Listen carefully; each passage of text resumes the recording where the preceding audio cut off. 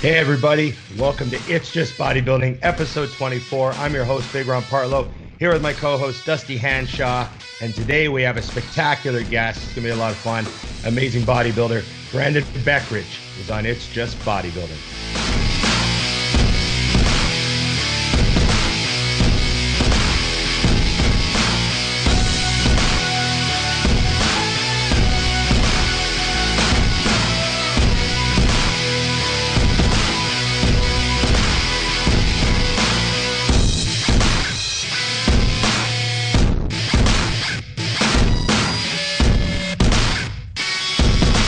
Hey Dusty, what's up? Episode 24.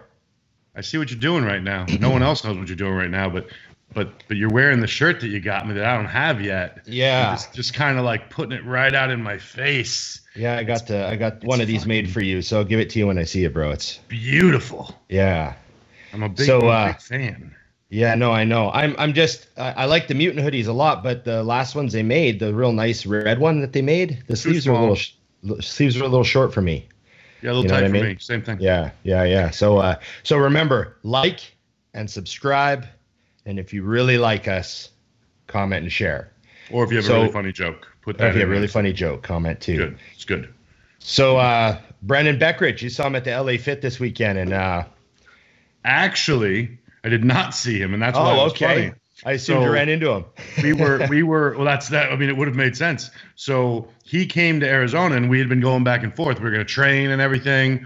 And he said, end of the month, I'll be coming out. I was like, sweet, we'll set up the whole thing, yada, yada. He texts me. He's like, oh, I'm in town. I'm like, cool, I'm leaving. So I'm taking off and I'm thinking, how the fuck does this guy, sponsored by multiple companies, dodge the bullet of going to the LA Fit Expo, the first show of the year, because he's always there. Yeah. And I guess he had another business thing he was doing here, and of course it just lined up because we have literally seen each other in gyms all over the country. Obviously, he lives on in the Midwest over by Chicago, so I see him all the time at quads, and we've yet to train together. Yeah. And the universe protected me one more time from having to train with him. So funny. I think I've seen him at Gold's Venice 3 times, and that's like I haven't been to Gold's Venice for like 2 years, right? Exactly. So it's like I see him when I'm there. It's weird, and he doesn't live there. So yeah, it never fails how this industry works, though. So because I've got some other friends that I saw in LA who are in the industry who live here, and I never see them. I mean, literally, probably live within 5 miles of my door, but I'll run into her in Germany and LA and Arnold. Yeah. That's kind of our running joke. Is maybe one of these days we'll actually just drink coffee at home. Yeah, I know. Well, let's bring him on. Let's bring on Brandon. How's it going, man? It's going great. Thanks for asking. I appreciate you guys having me on. It's awesome. We were just talking about how we always run into you at the expos and stuff. Dusty says he sees you around. I remember seeing you at Gold's Venice several times. Yeah. But you didn't go to the LA Fit this year. No, I was actually in Phoenix. I'm not really a big deal anymore, so I have guys like Nick Walker going. I like that little shot in there. He just younger, bigger, less good looking. It's fine. Hey, that's okay. I didn't get sent to LA this year either. Yeah. Mutant let me stay at home because I'm older and they don't want to wear me out. I'm like the Hall of Fame player that just plays every second game because his back's bad. They want to utilize your fame. That's all it is. Create that sense of urgency when you show up. That then draws a big crowd.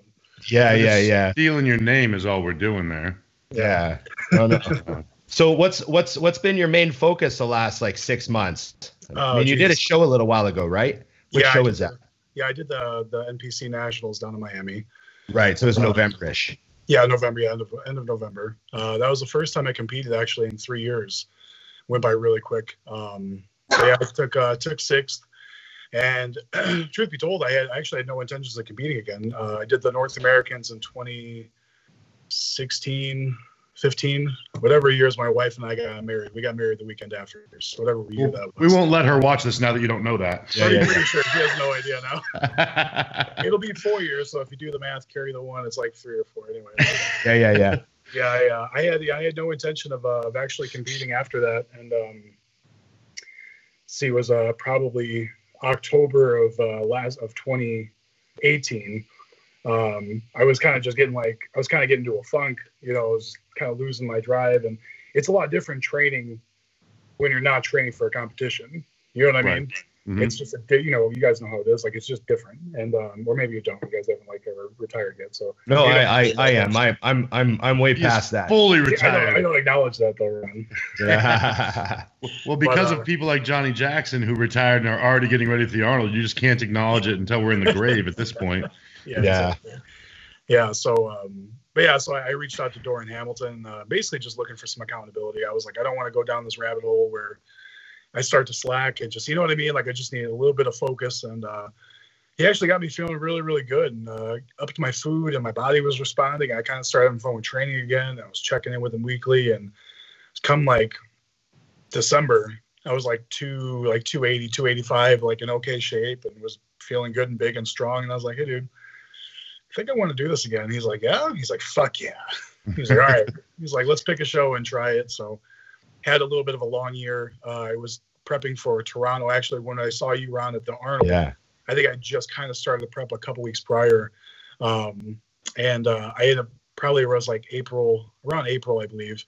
I started feeling real bad, like out of nowhere.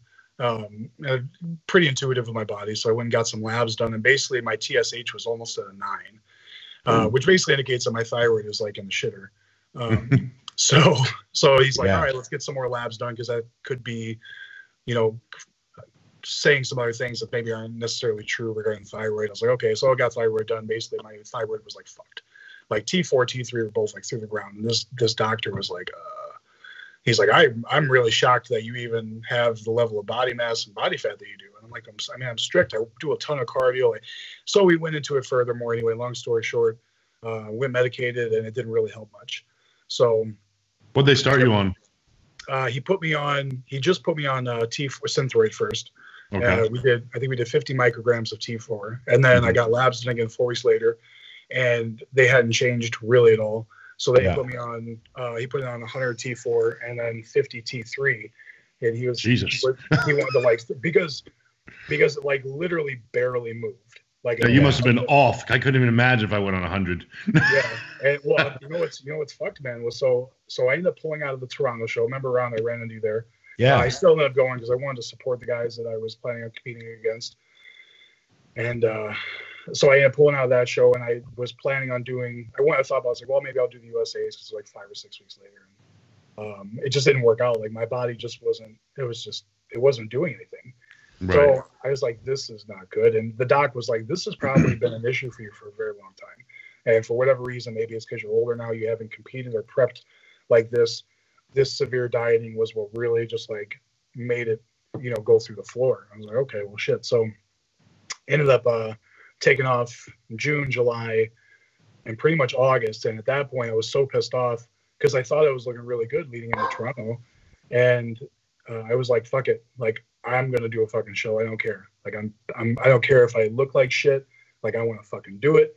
I'm going to bust my ass, whatever it fucking takes, like the best of my ability. I don't care whatever the outcome is. I just want to look as good as I possibly can with whatever the cards of this I'm dealt. And it did. And it hurt. So, fucking dieting like the last like 4 weeks on like right under 1,000 calories. Yeah. And just, I'm like, yeah. You didn't say dieting, you said starving. It was basically, words. I was surviving at like 1,000 calories. Yeah. And people don't believe me. And I don't give a fuck. I don't care. I could give 2 shits. But right. But my body, like, I'm able to hold on to muscle really, really well. Like, I prepped with Jansen years ago before he was big. And I was doing like 2 hours and 20 minutes of cardio a day. And I was doing like 0 carbs, 0 fats. I show you the email. It's so fucked, right? And my body weight was not moving. And I would He's boiling chicken. That's it. Like smelling it sometimes, just not even eating it, It's just, and so he was like, the only thing he was looking at was glutes. But he's like, wow, he's like, you just hold on to everything pretty well. I'm like, yeah, fuck. So whatever. It is what it is. But yeah, so I ended up taking 6th. Took 6th at nationals in the super heavies, which I was super happy with. I didn't have any delusions of winning or, taking top 5. I would have been ecstatic. But I was told that I took 6th based on size and structure and symmetry and everything. My conditioning was subpar, obviously, from the back, but from the front, everybody was like, dude, you killed it. So is that your best look, you think, still though? I believe so. Yeah, I think I looked a little bit better in the morning, but I mean that is what it is. You know, I'm not to say that would have changed the outcome at all. Right. That was definitely the best I had looked. Yeah. Yeah, I think it's interesting when you look at the guys who, you know, because I think that your doc is probably right about fighting the thyroid and not knowing. Right. Because after your qualifier, I was talking to a friend of mine, and I was like, you know, Brandon's a guy who just like everywhere we went, I would, you know, I mean, whether it was we were in Vegas at the Olympia or wherever, I would see you in the gym. Right. You know, because the shitty genetic white guys are always in the gym training on those weekends and doing our cardio and doing all the shit we have to do. And the guys who beat us are sleeping in the room. But but I would run into you all the time, and I'm like, this conditioning issue is just finding the sweet spot. Right. Because, and I mean, now I understand it's even more than that, because I knew it wasn't a lack of work or a lack of discipline. Yeah. You know what I mean? So that was kind of an interesting thing to hear, that there's actually a thyroid thing. Because I bet you, since I've known you've been fighting, it wasn't low enough to feel, so you didn't notice. I still don't quite get, like it blows me away that you went on 50 T3 and didn't feel any better. Didn't see it go, like you'd think that would just immediately register in your blood as cytomel. Yeah, I actually know, and maybe it was, I mean, I guess it could have been placebo at this point, because I was pretty hyped and convinced that it was going to be a game changer for him. Can you guys hear me better? Oh, yeah. Okay, cool. I'll put my headphones in. But I thought that I felt better. And that's when I was really, I actually like went into like a mild, like immediate depression when I got my labs back. And this is actually really funny. The day that I got my labs back, I was actually picking my son and my wife up from the airport, because they went on like a 4 or 5 day vacation in Florida. So I went to go pick them up, but I got my labs back. I talked to the doc, and I was like, and that was when I was like, I'm not going to be able to do the USAs. Like, I was like, I need to figure this out. Like, this is important. And I went on like a 12,000 calorie food challenge on my own without anyone doing. It was awesome. So I kind of busted Fuad's balls. I was like, stop being a pussy. Like, I did 12,000 calories from 3 p.m. to midnight. Like, what the fuck, man? You couldn't do 10 in a day? Yeah, like, Jesus Christ. What kind of a bodybuilder are you? But yeah, so to be honest, you're gonna fucking lose your shit. When I was at nationals, my Synthroid was almost at 150, and my T3 was at 75. That's what I was running probably the last like 7 weeks, and still like. When I went back to the doc in December, I have to go back next month to the endo, and they even brought up doing what do they call it, thyroidectomy. Really? Oh, really? I was like, I don't fucking have cancer. I was like, so I'm getting some second opinions. Like, well, something's fucked in here, so we got to figure out what it is. Yeah. If it doesn't work, throw it out. We'll figure it out from there. I don't even know how hungry I'd be on that much thyroid. Yeah. Try doing 2 hours of cardio with that shit, and then eating. It was just like, I can handle anything now. Fuck. Anything. Well, yeah, like I've done 50 T3 on low carbs, and like I've been at 25 and gone to 50, and it hit me like a sledgehammer. Like I was just fucking like couldn't even make a fist. I was just lethargic as fuck.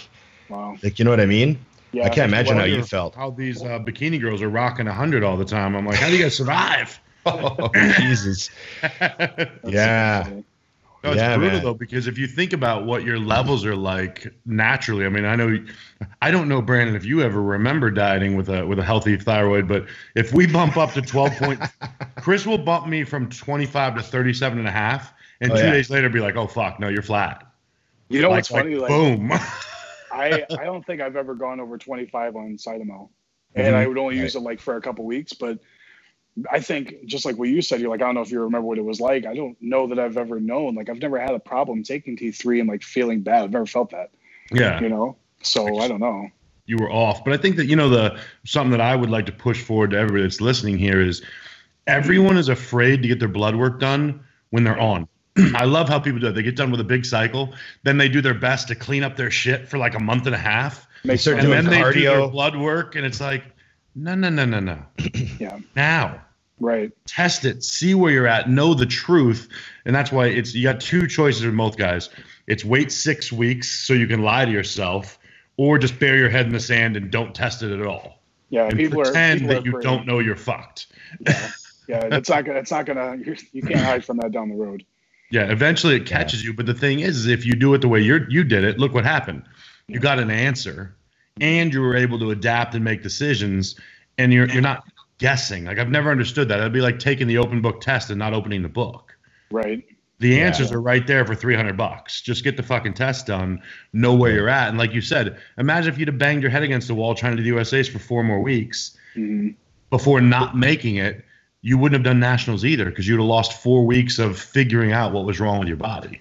Right. You know? Yeah. That's exactly it. I wanted to ask you, Dusty and I get a lot of questions about this stuff. And then we were gonna ask you about the sponsorship money, sponsorship funds, working for a living, this sort of stuff. Because Dusty and I have, sort of the same feelings on this, because we know a lot of guys out there that, they're just leaning into bodybuilding with no other plan at all. And I'll be the first to admit I didn't have a plan B, but I also will admit that I got pretty lucky in a way. And like, I wouldn't recommend that to most people. So don't shoot for luck.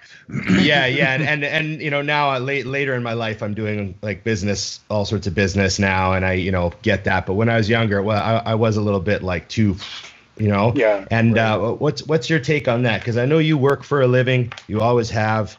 How do you feel about this? Dusty and I we talked about this a little bit over the weekend. We missed each other over in Phoenix. But yeah, I've always worked. I could talk about this for hours, I feel like. and I did learn the hard way in a way, but it was probably one of my greatest lessons. And so just to give you guys a background, like I was with Allmax for almost 7 years, and I was brought on just like most guys. And this is before codes were a thing. His codes are actually pretty recent. If you think about it, it's only been a few years, but big salaries and everything like that. I had signed, I was with Allmax as like an ambassador, didn't get paid. I got the free product. But I was passionate about it. That was like my dream growing up. I wanted to go pro. I wanted to be sponsored. I wanted to travel. Like that was it. That was a life. That was before you could make a living doing this type of thing and utilizing a social media platform. You know what I mean? So at that point, like I got my foot in the door. I loved Allmax products because I had my clients using them prior, being a personal trainer, nutritionist and stuff like that. I didn't really do all my coaching at the time, but I'm kind of a big fish in a small pond here. People think I'm the shit. I'm not. It's just, I'm like the big fish. I'm like a big fish in a puddle. So, but people respect me enough to listen to my word, and they trust that I'll give it to them straightforward in terms of like what's good and what's not. So this local supplement store had carried Allmax, and I had given them a ton of business based on, referrals with supplements and stuff like that. And long story short, I got in with them and was very passionate about it, pushed the product, made a great name for myself within the company. Tons of people were using it. They started sending me on, these trips and stuff like that to do content. I was doing appearances. I was in fucking Canada all the time, doing appearances and doing content with them because they're Toronto based, and all for free. So, which was difficult because idiot. yeah, for sure. So I had no idea that I had not even anticipated it being that way. But I was getting my product, and they would like pay for the travel and stuff like that, of course, but I was also missing work. You were losing money. Oh yeah, well, especially because my wife and we just bought our house like that year, and we just moved in. Like we almost didn't make it because I was traveling and doing all this stuff, and it was difficult. So I had gotten some offers from a couple other companies, and they wanted to pay me. And so I told them, I was like, I'm loyal to like Allmax. And I was like, look, like I love this. I'm like, but I'm like putting myself in a hole here, and these other companies are offering money, and like but it would really help me out a lot at this time to take that offer, like financially for my wife, my kid and stuff. And they're like, okay. And they're like, well, hold on. And so then they offered me a 3-year contract as an amateur. And so this was right when Ben Pekulski was in there, right? And he had just slid out. So it wasn't like, I don't look at it as like, oh, I was some like really good amateur. They saw my potential, but they also needed a new face for the company. And I was like next in line. So I was able to benefit from that. So they signed me a 3-year deal. $3,000, $4,000, $5,000 a month. Each year I got a $1,000 pay raise. I was making more than a lot of pros were, but I was also working my dick off. And what ended up happening with that was I was so involved with the brand, with the company, and I was passionate about it that like I was missing a lot of work. I was unable to grow my business back home. And what ended up happening was like I started to believe them, like it was a family thing. Any of you guys that have sponsors, if they tell you it's family, don't fucking believe it. And because there's no family in business, kids. There's no family in business. And you know what? And I mean that, and I'm not trying to be like an asshole, but that's the reality of it. Business is business, and it will always be business. It's never personal. If it's personal, then it's personal, but it's business, and companies are not going to keep you around just because they like you. If you're not, making money for them, if you don't show value, sorry, that's the reality of things. They may love you to death, but they're not going to sit there and go broke or waste money on somebody like that. So that's not to say what happened to me, but what ended up happening was I was told that they were talking about doing like an even longer contract, because to me, I was like, I'm a lifer at Allmax. Like everybody inside said that as well. And the last Arnold that I was there, I can't remember what the year it was, but I had a long meeting with the head guy and the owner, and we talked for a few hours and set this whole new contract. And then they just didn't renew me just like that through an email.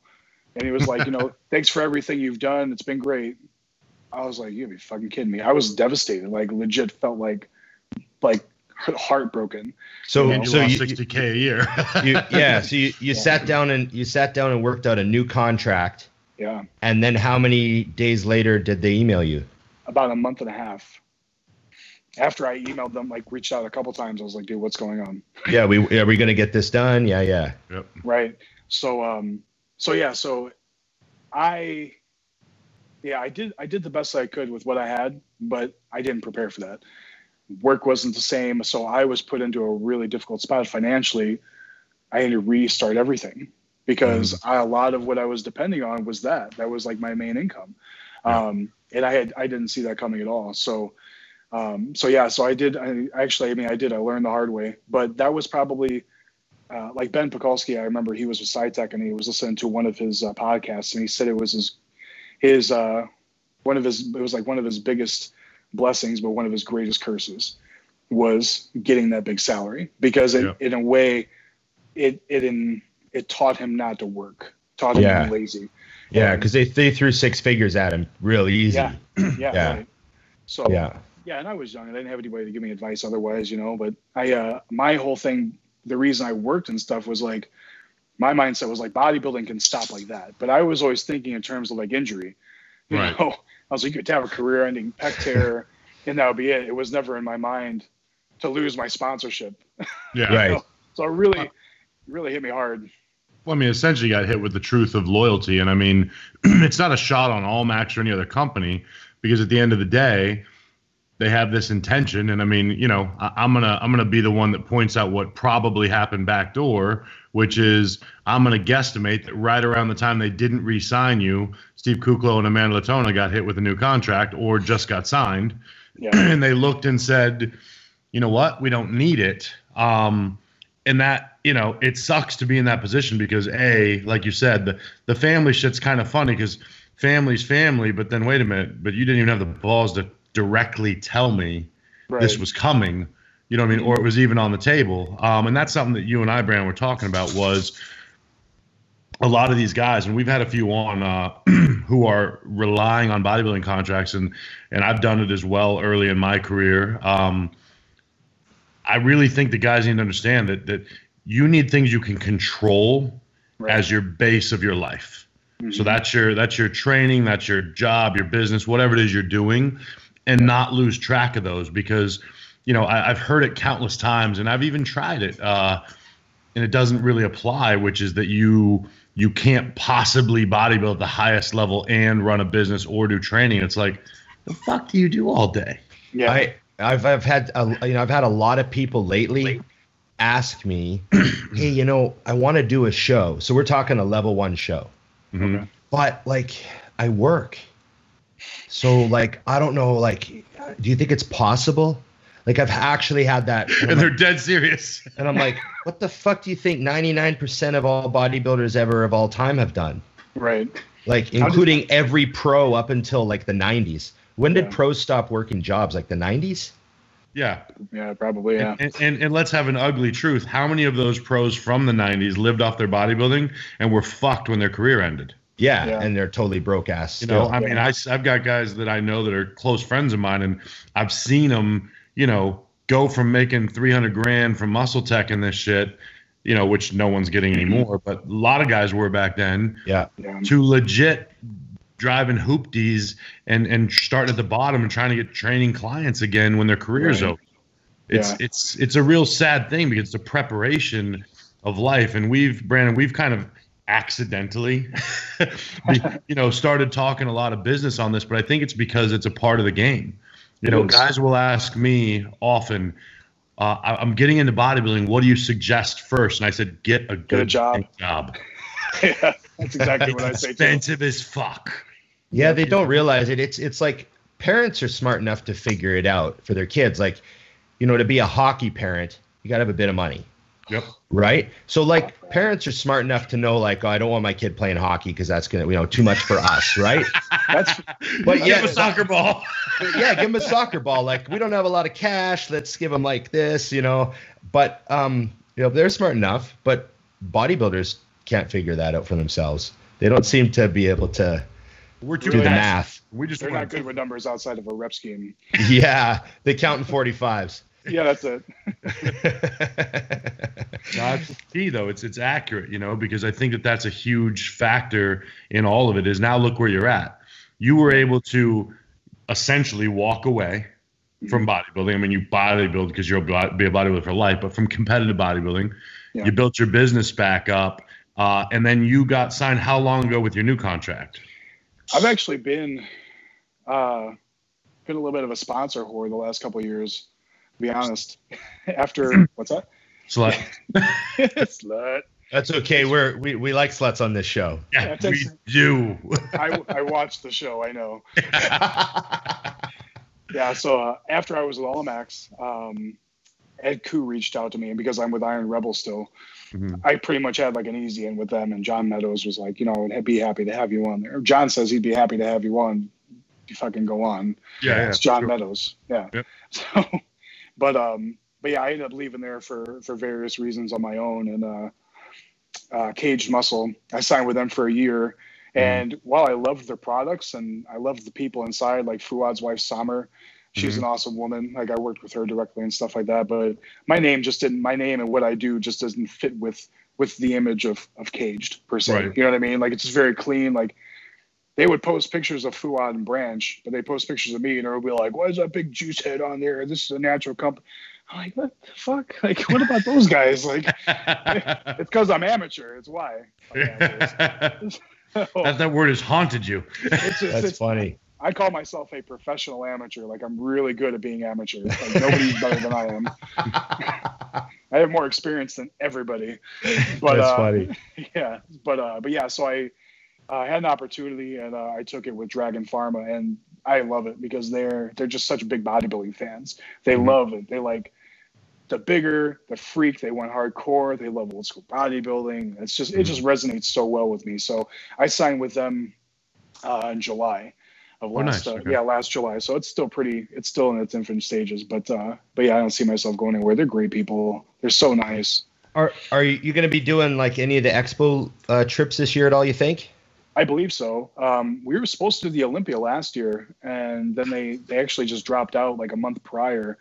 But they were saying that they were going to be doing all the big expos this year. So, but I haven't heard anything. I know they've grown like astronomically over the last several months, and I think they're having a hard time keeping up. So I would imagine that we're going to be there, but I haven't heard anything. So you know how bodybuilding is. We usually know like the week prior. We need to Tuesday. It's Monday. Yeah. I know. Yeah. So you can be there? Yeah. Okay. That's a good setup though, because they do fit you, and it's cool because they're definitely bursting on the scene. I mean, I've known them obviously from overseas for a minute, but I'm starting to feel them in the States now, which is cool. Yeah, it's really cool, man. Like I went down there for the first time and met the owner, and the owner would like message me on WhatsApp pretty regularly because they're from Brazil. There's two owners; they're both from Brazil, but they're great guys and they're very personable. And one of the cool things I liked about it was I talked to the owner personally on the phone. Before I signed with them officially, I talked to him more times than I've talked to all the owners collaboratively over all the years I've been bodybuilding. Right. You know what I mean? Yeah. And he messages me out of nowhere, and he's like, "Hey, Brandon, hope you're doing well." This one, like, he was telling me, he was like, "Man, we really love having you on. Thanks for the great content you've been doing." I'm like, damn, like this guy, I know he has his hands full with a lot of things, and still takes the time on his own to reach out. Like, there really are a lot about the athletes, you know, and it's a good feeling. You don't really get that a whole lot, I don't feel like. Oh, for sure. Ron knows how that is too. We have that with Mutant, where I'm always stunned. I'll be sitting there and I see a comment pop up from Mutant CEO on my Instagram. I'm thinking, man, you got a lot of bigger fish to fry than checking my IG, so I'm impressed right now. Yeah. You know, I definitely know that feeling for sure. Right. So nice what's up? I was just gonna say it's nice to know, like, the company you're in with obviously isn't too corporate yet, because, like, you know, the bigger things get. I mean, if it was a massive pharmaceutical company that owned that brand, you probably wouldn't be hearing from the owner. No, the owner wouldn't know you were there. No. Yeah, and that's also sort of tied in with, like, you know, like what happened to you, like just suddenly getting let go. Yeah. Like in a corporate setting, that could just be as simple as, like, the one guy who's involved in the chain of athlete relations, he leaves, and they replace him with someone that just thinks differently. Yep. And all of a sudden, you're gone. And it wasn't like anyone in the chain even really had any say in it. It's like, this guy, like, it stopped here. Nah, we don't need that guy anymore. Boom. Yep. So, you know, corporate stuff, that can be how it goes when they're really big companies. So I don't know. It's, you know, probably great to be working with the owner like that. Yeah, it is. It's awesome. I definitely don't take it for granted. It's nice. Yeah. Go ahead, Dusty. I cut you off. No, so I was curious then, because I saw your countdown. Are we looking at North Americans as the next one? I'm trying to do the math, but I'm not great at that. Yeah, it's not 45s. Yeah, North Americans as of right now, yeah. Nice. So I think, I mean, it would probably make more sense to do nationals because it's a couple more months later. And obviously give me a little bit more time. Who the fuck keeps texting me? Jesus Christ. Sorry, I get excited. Yeah. Jesus. It was me. You look great. Say that. I love your hoodie.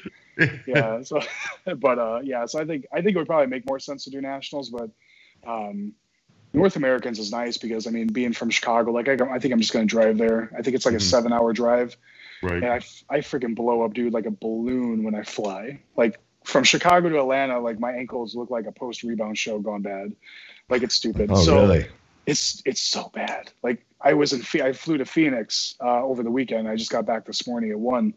But it was like a 3-hour flight. Yeah, it's easy. And I could just feel it, man. Like, every like 20 or 30 minutes, I like wiggle my foot, and I just feel like the shoes getting tighter. Yeah, I'm like, and I go in, I'm like, fuck. Now you know why I wear Chucks. Yeah, those were that canvas gives. Right. Pretty soon it's just gonna be like those like Adidas slides. Like, I'm not even gonna fucking wear anything. Just gonna let them blow up. Like Homer Simpson in the off season. Yeah, exactly. That's exactly what that is.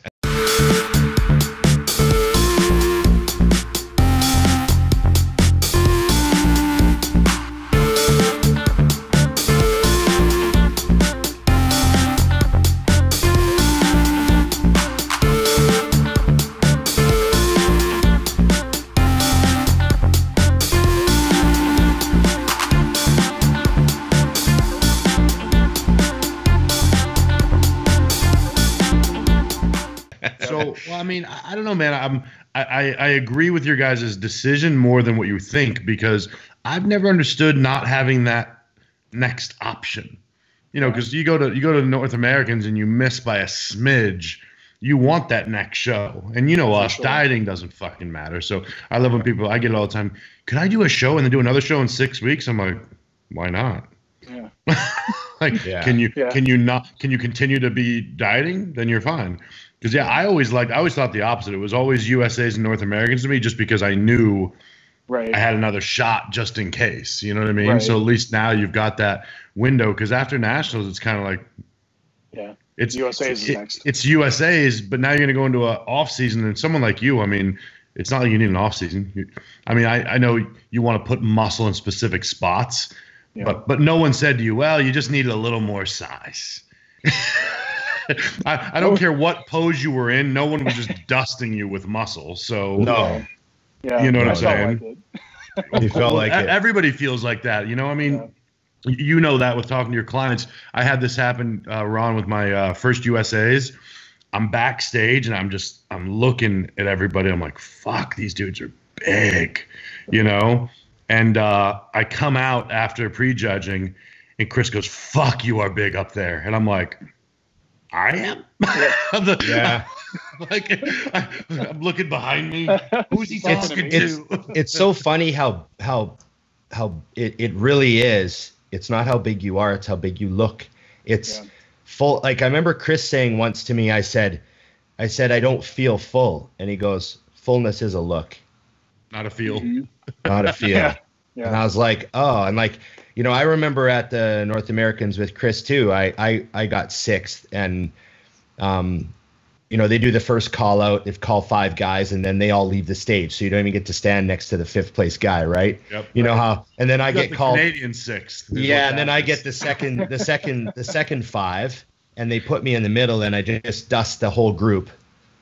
And I'm like, well, fuck, can I stand next to 4th and 5th? Because I'm pretty sure I'll do okay. Like, but they're off the stage now.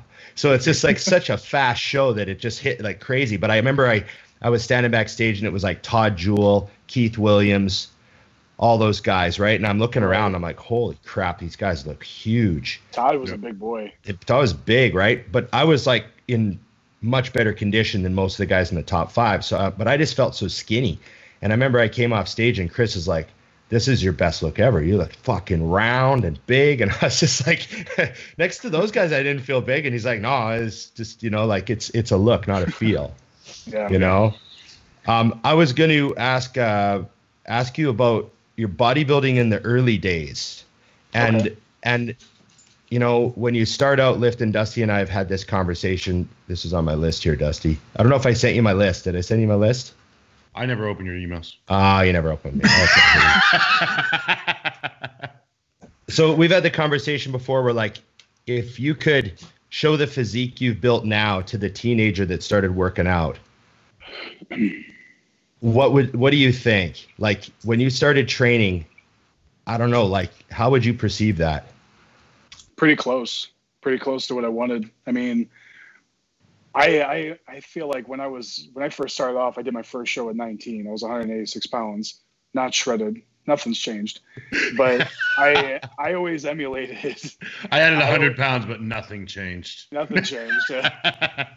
Same soggy glutes, the whole deal. Oh man. Yeah, but you're gonna be just fine on this show. You can now be a guest host anytime. If you can self-deprecate, you're in here. Yeah, you have to be able to tear yourself to pieces. Shit, harder than anybody. Boston Lloyd can't touch me. That's why we became friends. Right. You realized you couldn't say shit you weren't saying about yourself? Yeah, I was like, that's all you got, dude? I was like, hold my beer. Yeah, I always emulated like Kevin Levrone and Flex. I loved those dudes' physiques, man. They were just massive, big, great lines. And I think I caught on to that because I realized that I had that type of structure where I'm wide on top. I have a smaller waist because my lats suck and they insert really high like Dennis Wolf. And you know what I mean? Like those things I can work off of those and make my legs look big, but you know, so I'm pretty happy with how I'm coming along. I'm not done yet. I mean, this shit's about to get real. I'm just starting basically. Well, you just figured out you've had no thyroid for God knows how long. Yeah, I've been natty this whole time too. Wait till you start taking real tests. I know. So I have another question because it just came up when Ron did this. I didn't think about. Do you remember? And Ron, this is for you too because I've never asked you this. Do you remember the first time, like whether it was at the gym or at home or whatever, that you looked in the mirror or saw a picture and were like, "Holy fuck"? I'm that big dude. Like, because I can remember like the moment, like I can tell you what bench I was sitting at Gilbert Gold's the day that I looked in the mirror and went, fuck, I did it. Because I was just like you. I started at 186 pounds, and God knows no one told me I should get into bodybuilding. So Right. I don't have the story of you should do a show, you know? So do you guys remember that moment when you were like, holy fuck? Like, because it kind of does hit you all at once. Like even though it's something that happens a centimeter at a time, one day you just look up and it's like, there it is. Yeah, you got one, Brandon? I actually do. Yeah, I was. I do remember exactly everything. I was. Do you guys remember Super Draw? Of course. I sold a ton of it. This house is brought to you by Super Draw. What company made that again? Extreme Pharmaceuticals, right? Yeah. Yeah, I had gotten one of those, and I was still like a big kid. Like I was one of the bigger guys in the gym, but not like I was like big bodybuilder, big, but not like you get it, young, still young and fresh meat, right? Yeah. But I was taking that stuff, and I always stayed covered up. Always had my hoodie on and stuff like that. And there was this woman that worked out of my gym, Debbie Patton. She's an IFBB pro figure or bodybuilder, sorry. And she's long retired now, but it's actually So. It was hot as shit one day, and I was training shoulders and a little bit of traps, and I was drenched, man. I took my hoodie off, and it was just like what you said. I like took it off, and I looked over, and she was looking at me like, she knows under there either. She's like, what the fuck? And so she comes walking over to me, and she's like, listen. And I was still natural at the time, and she's like, listen. She's like, if you're natural like you say you are, she's like, you have a lot of potential. And I'm like, what? That was rude. And I like I looked in the mirror and get ready. That was rude. I was like, oh, what shit. a bitch. Yeah. I was like, whoa. Same thing though. I was like, what's she talking about? I looked. I was like, God damn. She's like, right. The only time in my life I thought I was like feeling myself. I was like, yeah. That's why we can all remember, because it's never happened since. It was the first and last time. What about you, Ron? Did you have your moment? Well, I have them. Like I don't know if this was the first time, but it's a time that I clearly remember, and it's when I probably would have been about 20 years old, 19 or 20 years old, and I was in Australia, and I was training with John Davey and Nick Jones, who were in their kind of amateur. As two very small men, cool. Very, very Aussie legendary guys. John wound up doing the Olympia eventually. Yep. Nick won the world. Nick won the NABA Worlds and stuff like that. So I had these two training partners that I was like, we were just smashing it. And I'd go to the gym every day with them. And I always felt like I was the kid who was training with the guy who did the Worlds and the guy that was going to win nationals, right? So I always felt like they were seasoned. Like they'd both been shredded multiple times. They'd both won shows. And I hadn't competed yet. Right. So I was like, let's do this. And I was training with them. And I remember this guy who was a power lifter at the gym. He came over and he's like, yeah, I love being in the gym when you three monsters are tearing it up. You were one of the monsters. And except he had an Aussie accent. So it would have been like, you three monsters are tearing it up. I don't know what the fuck they talk. And he probably swore several times because he was Aussie, right? Course. So there's a few F-bombs, maybe a C-bomb in there. There was definitely a cunt drop. There's definitely a cunt drop, yeah. You three cunts. And I just remember being like, oh, I match. I belong. So I'm not the thing that doesn't fit that you asked a 6-year-old. What doesn't go? Yeah, and like Nick was the smallest one. He's like 5'7", and so he wasn't a big guy, but he was such a quality bodybuilder. He had like the rock hard granite muscle, striated everything. Right. And then John was like 290, fucking 32-inch quads and 22-inch arms. So I was like, I just felt like I was a guy that was like young dough. I looked like a bag of milk. But all of a sudden I was like, heard of a bag of milk. That was fantastic. It's a very Canadian thing, Dusty. I've got Ronisms and acetoisms going now in my there you go. So I just remember thinking like, oh fuck, like I matched them enough, like I'm getting there. Right. I remember that being just like my traps got a little bigger. Yeah, no one else knew it. You were holding more suitcases. Yeah, I just my muscle density increased. Yeah. No shit. That's So it. what are you doing now? Are you doing online stuff now too, Brandon, or what? Oh yeah. Yeah, I do a lot, man. I kind of got to I used to hate doing online stuff because I felt like it wasn't very personable. Mm-hmm. And it's just, I had a hard time getting into that. But now, I mean, I like it a lot better because it's a larger demographic of people who are very committed and dedicated, and all they really need is structure. You know, it's not like they need their handheld. So yeah, I do a ton of online stuff. I mean, that's all I've done. I went to school for exercise science. So I've been doing nutrition and training clients since I was 19, 20 years old. Right. So before online coaching was even a thing. Before it was cool. Yeah, right. Before it was the trend, yeah. Yeah, so I do that, and then I've got the gym. I train my clients there, and then I also work within a you should call it like a health solutions company. That's what I was in Arizona for. So I really enjoy that a lot. It's outside of the bodybuilding realm, but I'm able to work with a lot of people who have actually come from the fitness industry, just completely fucked, you know, internally, and allowing me to work with them and get them back to a better state in terms of health and mental health as well. I mean, it really is very gratifying. So that's probably my favorite thing. Yeah. So doing a lot. No, I feel that with the same, because it's something I'm sure you guys both get too, is I get a lot of questions. Do you work with people who don't compete? And I mean, don't get me wrong, I love creating my freaks, but there is something about both things that you touched on, which is one with what I call Gen Pop people, is you're actually changing their life. Absolutely. Like on so many levels beyond. They come to you to change their physique, but you change everything. And I think a lot of my clients are surprised on how much time we spend on how you see yourself, how you talk about yourself, what, you know what I mean? Like, you know, because I don't allow them to do what I do. Like I joke with hammering away at myself, but literally when clients are like, wow, I still look terrible. I'm like, whoa, yeah, you're down 12 pounds, you know. You're doing X, Y, Z that you said you were never going to do, whether it's a lady in a swimming suit or whatever it was, you know, and it's fun to see that change, because those people, when we're done, it's never done. It's not a show.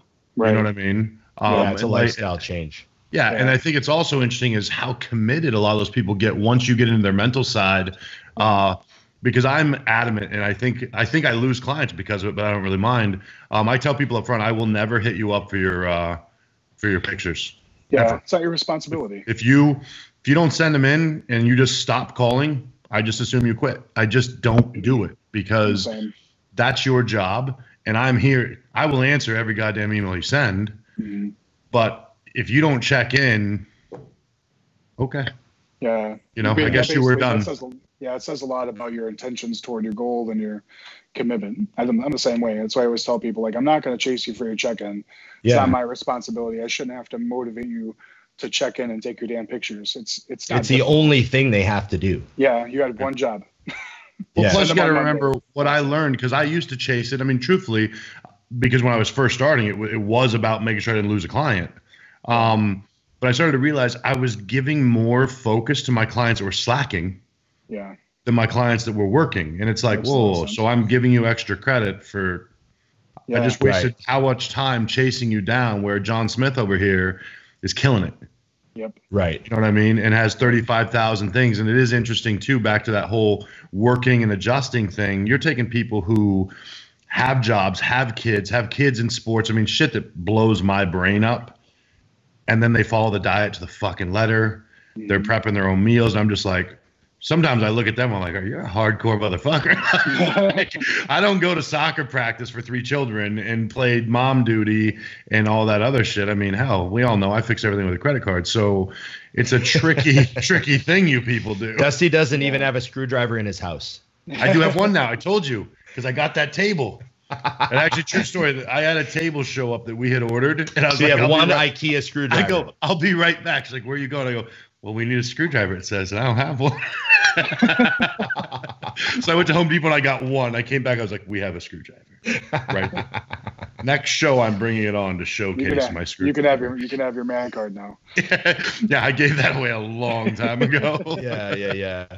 Hey, what do you do to get away from bodybuilding? Like, do you have an hour every day that you like watch something just for you, or do you have like at nighttime? Are you good at just kind of stop talking about it or thinking about clients? Can you ever turn yourself off from it? Recently, that's actually something that I've addressed because I didn't used to. You know what I mean? I mean, yeah, God, that's like another topic I could go into and spew into for a while. But this like last probably like year and a half, like I've really focused on trying to improve myself, like as an individual, as a man, as a husband, as a son, as a dad, like as a bodybuilder, my business, like everything, just as a whole, a lot of just characteristic traits. But one thing that I noticed was that I was very stuck in my ways, and I was consumed by bodybuilding, because there was nothing else that I did. Like I don't go and shoot guns. Like I've got my dogs, I've got my kid, but that's not a hobby. That's like all the time, you know? So something that I've been trying to do is like learn to break away from that. And I'm doing a lot of traveling right now. Like I started my own CBD line. That's been keeping me busy. I'm doing a lot of things. So those, you know, traveling and starting other projects is kind of like what I'm doing to get away from that. So it's actually been nice because it's helped my training actually quite a lot. You know, I love to train, but sometimes like when I'm overconsumed, it suddenly turns it into a bit of a job, and it takes away that fun aspect a little bit. But because I'm not exhausted about thinking about it all the time and marrying the idea of training to competing, because I'm driven on making this year really good. It's just, it's a lot more fun now. And I'm noticing that I'm way, way, way more focused because I'm compartmentalizing those things. If that makes any sense. For sure. Yeah. What about the hobbies you mentioned? What would be your favorite thing to do? I was still working on the hobby thing. He likes to work. Can't you hear? That's kind of it, that's what I'm saying. This is an adjustment period, Ron. Like I'm not there yet. He did see a movie a couple months ago. Yeah. Cut me some slack, goddammit. Like there you go. I don't know. No, I get it though, because you're creating more projects, and I mean that I totally understand that, because what I think is interesting and I'm more curious to know about is because obviously I saw like this morning you put up that story that you come home and your wife has all of your food locked and loaded, which is A, fucking awesome, and we know that. But B, have you found that and obviously she's supported you from jump, but it gets easier for the family to support you when you're not just a fucking bodybuilder? Yeah. I think I've gotten pretty good at being able to manage though over the years. I think I've been doing it long enough, and it's a lifestyle for me. I mean, not a lot changes. I mean, I've always tried to break it down for people. Like if you're in prep, it's only prep when you're at the gym. It's only prep when you're doing cardio. Like those things really shouldn't be changing throughout the year. You're always going to work out. You're always going to meal prep. You know what I mean? It's basically just, it's an energy deficit, and there's a little bit more time demand, but I'm pretty good about being able to separate that. Like when I'm in prep and I'm here for the family and I'm doing what I need to do. And my wife is fucking incredible, where she will take the reins, and handle my kid more a little bit like that. And like, I don't do the laundry as much because I help out around the house. I do that shit, but I get pretty tired. And so she does allow me to slack a little bit, but you better believe like when I'm back off the show, she's like, all right, motherfucker. Like you wake up on Sunday morning with a list. It's sitting on your forehead when you wake up from the right? She's like, okay, shit you fucked up on for the last 8 weeks. Are going to need a screwdriver for this. You definitely Dusty will. Cannot help you. Yeah. Right. Yeah. How old's your son? You said he had a son? Yeah, he just turned 12 in November.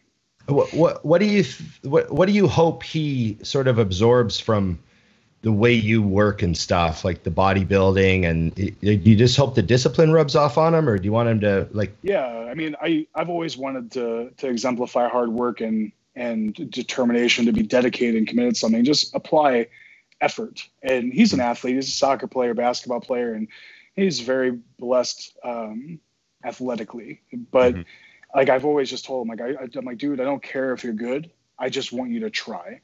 That's it. Like, I just want you to give it 100%. If you just suck ass, then it is what it is. But if you're giving it 100%, like, I'm good with that, honestly, because you can't ask for more than that. I like how you saved money on the sports too.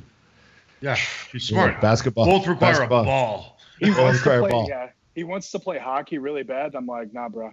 No. I just tell him straight up. I was like, listen, like, you are. My good. parents could forward you the bills if you want to know what they looked like when I was a kid. Yeah. They're so expensive, man. Oh, it's fucking brutal. Well, I'm curious though. It's something that I talk to my friends that have kids.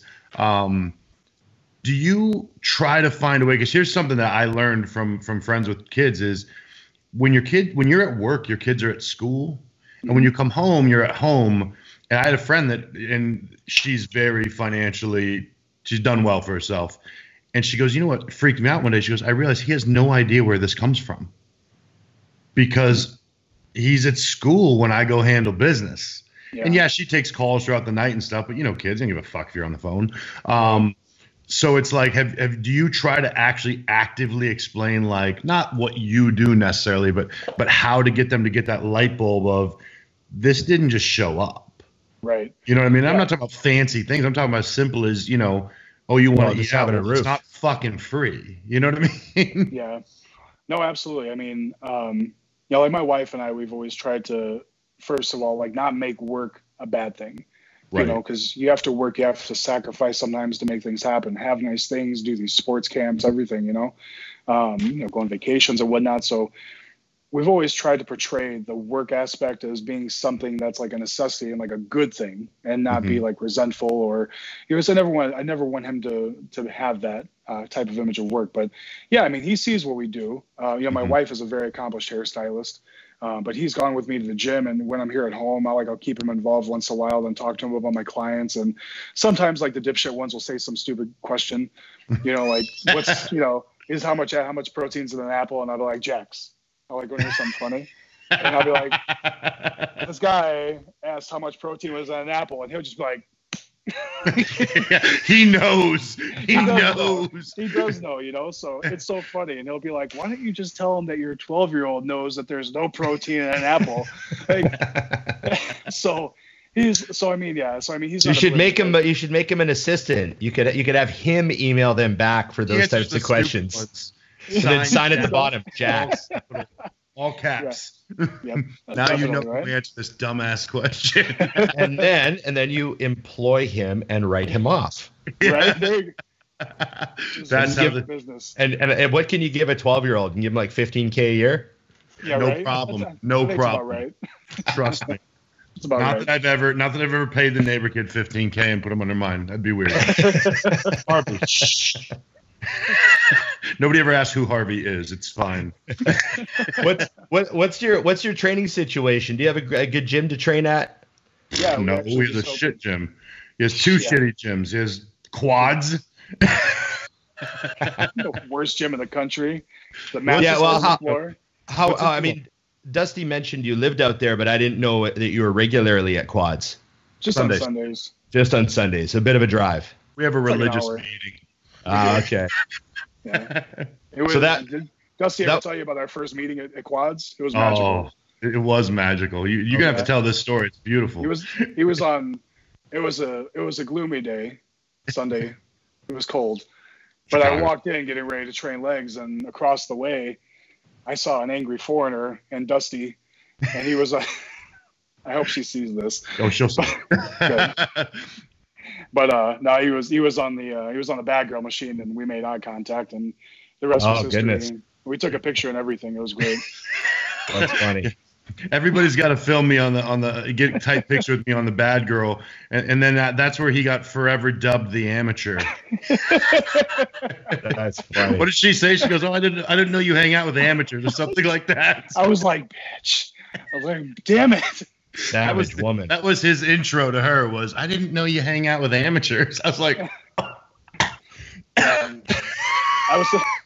I'm joking. He's silent and tearing up. I got her back though. When I was on my way to Phoenix, I said I posted something about Phoenix. She's like, and she messaged me. She's like, that place is shit or boring. I was like, it's fucking nicer than Chicago. And she's like, oh, so you have a job, an actual job? I was like, yeah, I do. She's like, oh, me too. She's like, I get to dress up and wear like pencil skirts and shit. And I said, fans only doesn't count. So I told her, I was like, that's for the amateur comment. I got you. And there only it doesn't is. count. And there it is. That's fucking classic. Oh man. Well, you could train at like a fit for less for the rest of the week if you get to train at Quads on Sundays. It would almost make up for it. No, we just opened up a gym on New Year's Day. So it's pretty amazing. Yeah, I haven't been to Quads in a while because of it. So it's about 8,000 square feet. We have all new Arsenal and Prime equipment. So we got functional training area now. Yeah, it's fucking tits, man. So I love that place. And we're going to open up the second one in June. What's it called and where is it? It's Grit Fitness in Cedar Lake, Indiana. And then we we were World Gym. We had 2 locations, and we dissolved the franchise and went under our own entity at Grit Fitness. So here in the summertime, our bigger location is going to get revamped too. So how long have you been involved in the gym business? My whole life, and this one probably about 5 years, 6 years. Oh wow, that's awesome, man. See, the whole interview he doesn't mention that he owns gyms. That's secret shit. You see, that's what you guys don't know about me. You see, so that's the thing that a lot of people have been messaging about is they love, like when we had Chris Aceto on talking about real estate, and then when Dusty was talking about the stores that he bought and sold and all that stuff, they loved all that stuff. So, but just goes back to like having stuff that isn't just a bodybuilding check. Like, people look on Instagram and they think they know you and they think they know your business because of what you put up, like they're like, oh, he's a bodybuilder and he's got sponsors. Yeah. And that's all I put on there anyway. Yeah, that's all it's for. Yeah. You know what I mean? For me anyway. That's all my page is for, really. Right, I don't post much about my wife. I don't post much about my son just because I've learned that people are fucking weird. Yeah. They're weird. I'm like, nah. I found too that, not all the time, especially if you're not trying to highlight your businesses on social media, the most successful people I know downplay how hard they work. Yeah. Right. And downplay how successful they are. Yeah. So it's an interesting thing because, I find that all the time too because people ask me, like, what do you do all day? And I always say, not too much. Yeah, you really don't talk about it. You just, because, I know you do. It's not that interesting. You know what I mean? Right. The only time I do mention it, all kidding aside, is like with my neighbors because when I move in, it's always a little weird that there's a big juice head down the street that never leaves his house. So I kind of like to tell him, like, well, I'm not a drug dealer, if you were wondering. And right. It's my social if you want to run and make sure you can see I don't have any like outstanding warrants. So right. Because I do think about that because like my last house I was in a pretty established area, and I was definitely the only late 20s guy living in there that appeared to just be home a lot. Right. This was now 7-8 years ago. I mean, shit, we're talking about 20s here. Late it's 20s, actually right? Okay. It was after I was sold my stores, so I was home all the time. You were in your late 20s, Dusty. No, that's not true. I've been in my late 20s for 10 years now. He's really bad at math. I've been holding on to the 28. I actually explained that to Sarah this weekend. She's like, "How old are you?" I said, 28 for a decade now. That's a good number. Right. Well, if we factor in maturity and age, I'm right around 17. That's kind of a bodybuilder staple, though. We all have like this like immaturity stuck in us, and we just like, as long as we direct it in a funny way, we can maybe make a buck. Yeah. As long as that buck is achieved, you're good to go. Well, man, thanks for coming on the show, man. We kept you for almost an hour. For sure. It's we're glad to have you on. We've always hit it off whenever I see you at the expos, and I always seem to run into you whenever you're at one. So I look forward to more. Maybe we'll train finally one of these days. I remember seeing you at Gold's at one time. We were both doing legs, and we were just like, oh yeah, just hey. I'll die over here, you dial over there. Yeah. No, it's good times, man. Anything you want to say to people watching? People in the area that want to contact you for training or anything you want to, sell us. Sell yourself. No, yeah. I do online coaching and stuff like that. I'm not taking a whole bunch more clients right now, but if you guys want to reach out, it's Brandon Beckrich at Gmail, or my Instagram is bigb_superheavy. It's the Real Big Amateur page you'll see. Love it. I'm pretty sure I'm going to put that in my bio. Just put bodybuilder. Best amateur bodybuilder ever. Yeah. Best professional amateur. Yes. Yes. There you go. Yeah. Awesome, man. Thanks, brother. I appreciate you guys, man. You bet. We'll talk to you soon. All right, take care. There we go. It was Brandon's a good guy. my man. Oh, You're he's back. What's You left, up? he's back. I'm back. He's threw got me something off. else to say. What's that? He's got something else to say. I got some. Yeah, hold on, guys. I got more shit to say. I'm not fucking done with you two. It's like when Madonna wouldn't leave Letterman that one time. He's like, fuck your next guest. I'm not getting out of this chair. I actually hit the wrong button. I told you I use Skype. I'm not important enough to do podcasts. It's like one of my second or third times. All right, I'm really going this time. You guys have a good Okay. day. See you, buddy. See ya. There we go. Do you remember that story, Dusty? Yes. Did you ever hear about that time Madonna did that? Letterman had to bump the next guest. Hey, if It's like- Madonna says she's sitting down, and what the fuck are you gonna do? Well, it was a big deal getting her on, right? And they weren't really friends. Right. So when she came on, she was kind of a hostile guest. So it was a pretty funny interview. That was back in like the fucking 80s, I think. That's awesome. Good times.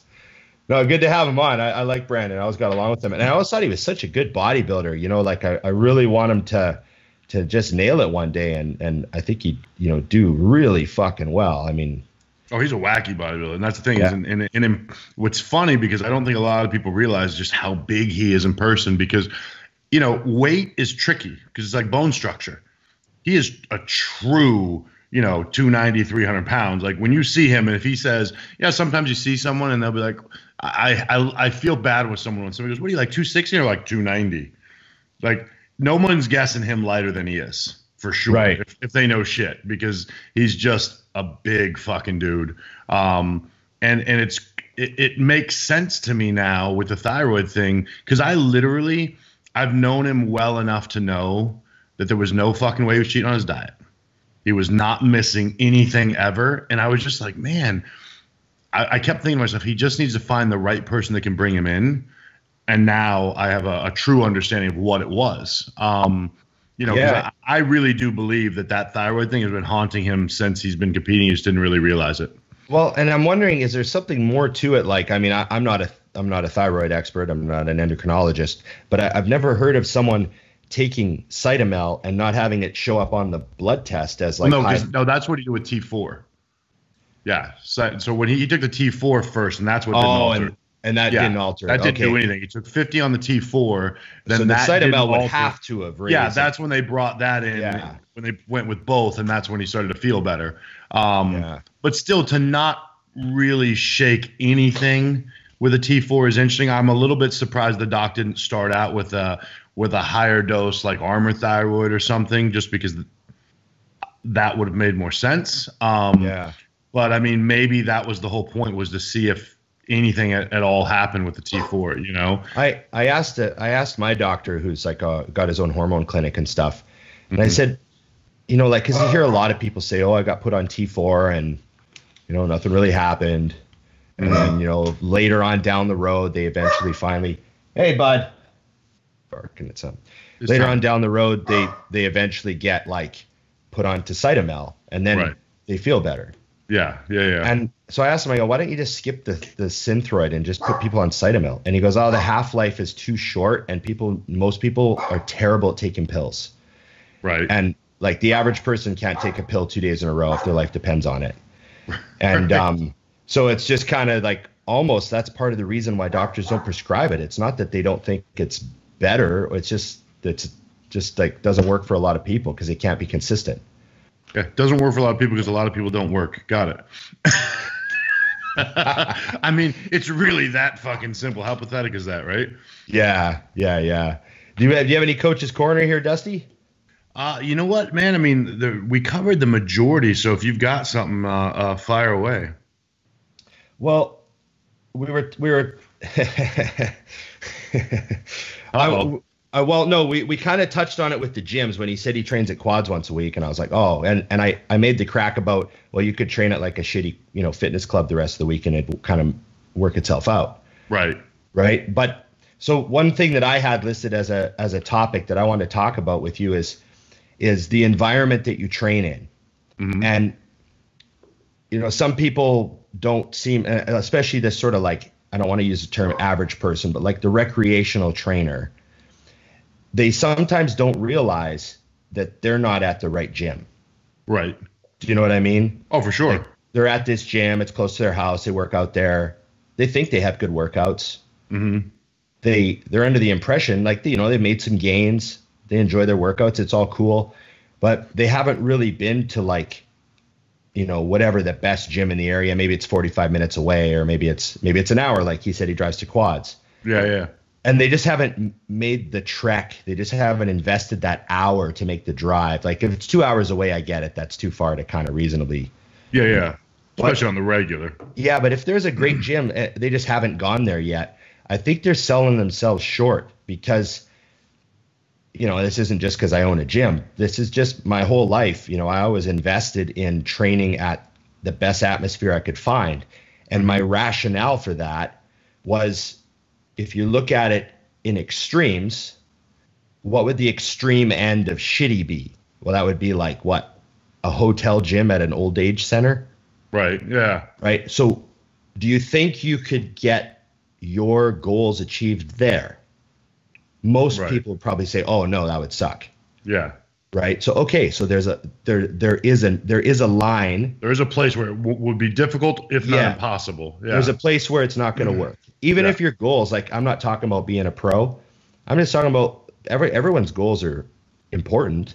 Yeah. Right. My goals aren't any more important just because I was like trying to be a pro. You might be trying to like lose 100 pounds or whatever it is. But, you know, there is a spot where your goal is not going to get achieved because the environment's too shitty.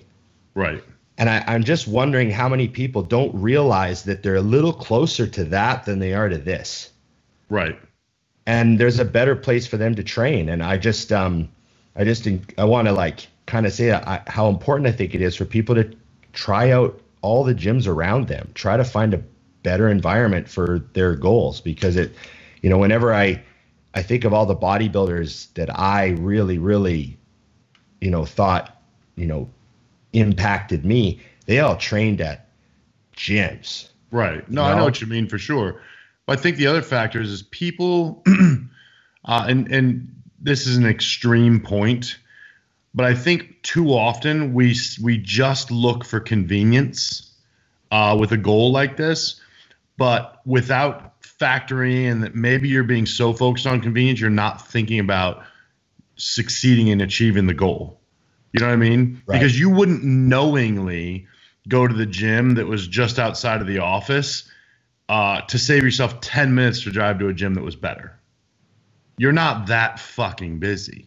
You know what I mean? Right. So I think it's important. Like you said, there's a reason that gyms offer either day passes, or a lot of gyms will offer a very discounted week pass before you sign up. So you go in, you try that gym, you try another one, you find what fits you best too. You know, I know when I first started, I went to a gym called Mountainside Fitness. It was fitness, nice gym, great equipment. And then I went to Gold's, and Gold was Gold's. You know what I mean? Very much so. And there were parts about the transition that I didn't like. Gold was darker. There were certain things, but I knew I was at a place where my goals, they designed that gym for people who had my goal. Right. Which Gold's was this? This was the Gold's in Gilbert, which now is now an EOS Fitness. But it was a bodybuilder's gym. Like all the bodybuilders, all the bodybuilders trained there. You know, so it was very crystal clear when I went in there. I mean, I remember because for the first time I was almost intimidated going into the gym because, like, man, everyone in here is already where I'm trying to be. You know what I mean? Right.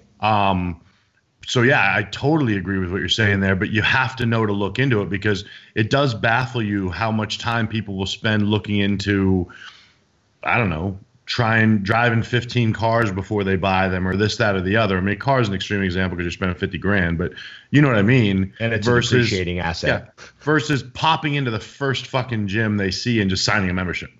Right. Barely paying attention to who's there. Like, I'm always amazed too. People go sign up for a gym at a time that they're not going to train.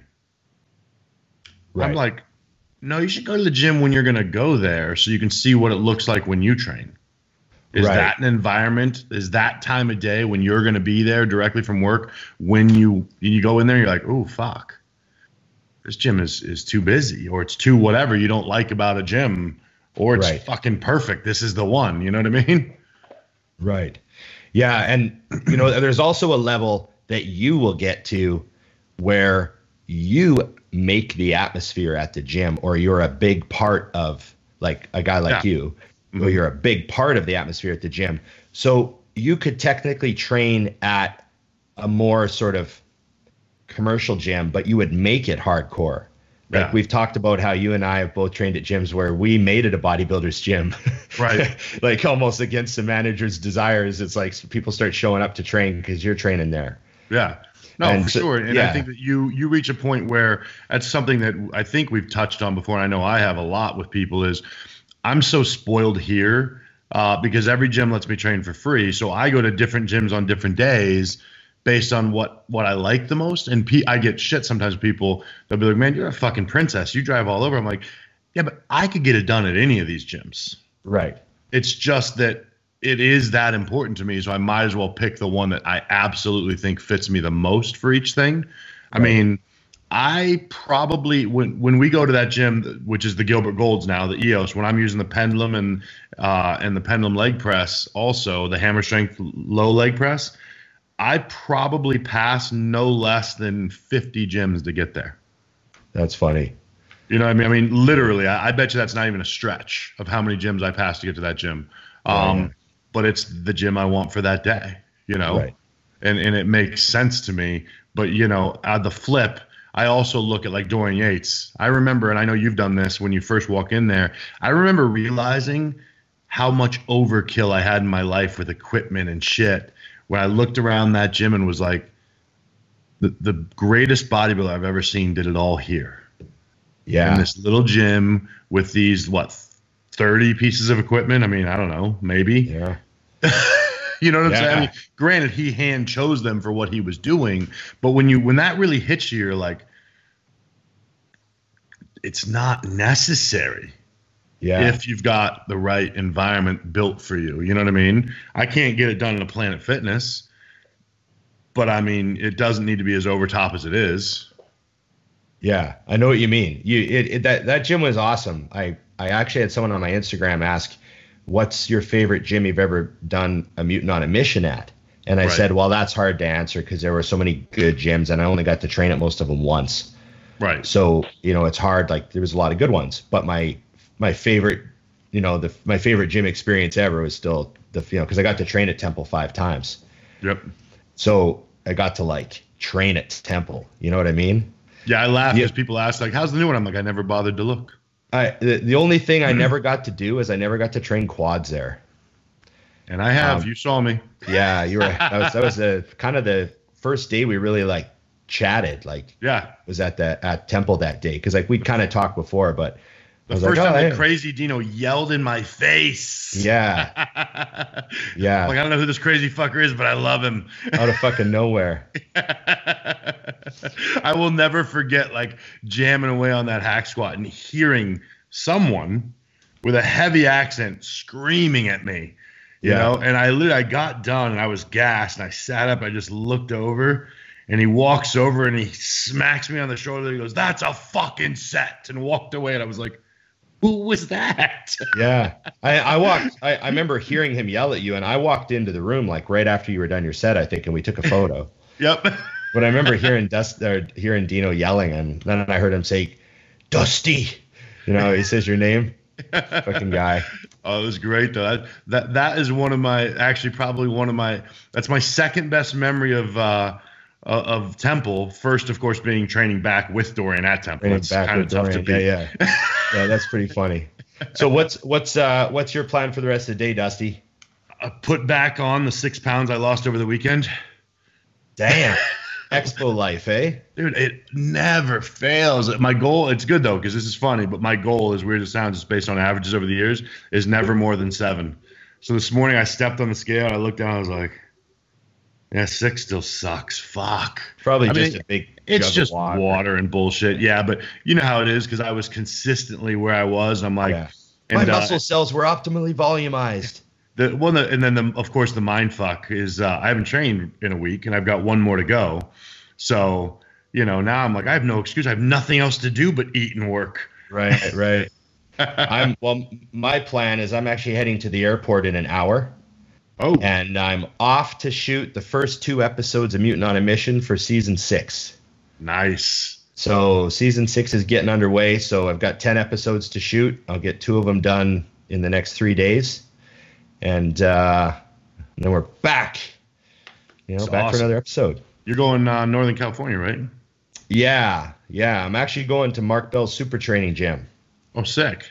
So I'm looking forward to that. So I don't quite know what Mark and I are going to do. I said maybe we'll do some I'll use some kind of fucked up bar I've never used and do some weird squats. Right. Put box under me or something I've never even thought to do as a bodybuilder. Yeah. All I know is you're going to leave sore. You're flying home sore from any weirdness. I said, just don't hurt me. Let's work on technique. That's awesome. Okay, thanks, man. Have a good one. Enjoy the week. I'm going to be on the road, so you might have to keep me entertained with humorous texts. I always do. Okay, Till Dusty. next time. It's just bodybuilding.